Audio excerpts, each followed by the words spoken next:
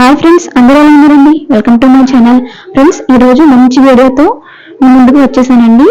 Friends, మనం mutton curry రెగ్యులర్గా చేసుకుంటూ ఉంటాం కదా, దాంట్లోకి మనం ఇప్పుడు రెగ్యులర్గానే మసాలా అనేది వేసుకుంటూ ఉంటాం. అలా కాకుండా కొంచెం డిఫరెంట్గా మసాలా పొడిని యాడ్ చేసుకుని నిజంగా చాలా బాగుంటుందండి.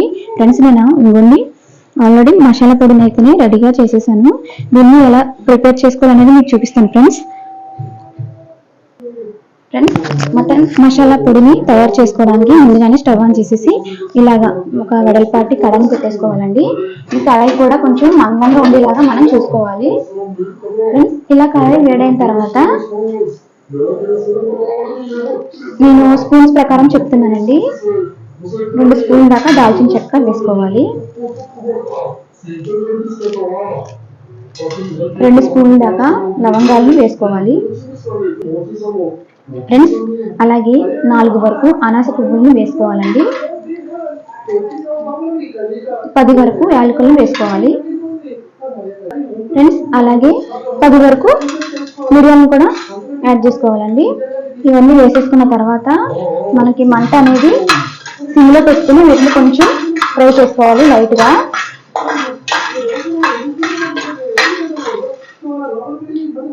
ఫ్రెండ్స్ చూడండి, ఇప్పుడు మనకి కొంచెం ఫ్రై అయ్యాయి అనమాట. ఇందులోకి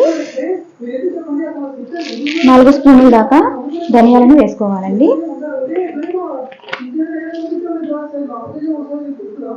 ఫ్రెండ్స్, అలాగే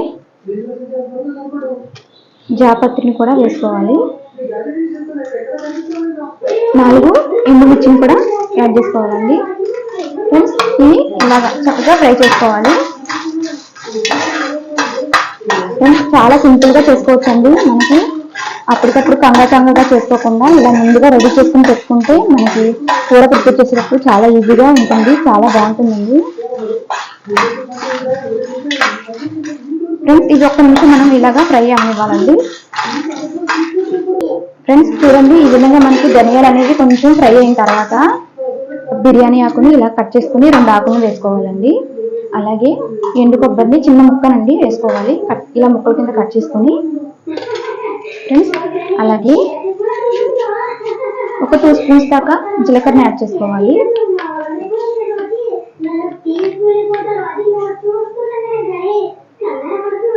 ఫ్రెండ్స్, ఒక 2 స్పూన్స్ దాకా గసగసాలను యాడ్ చేసుకోవాలండి.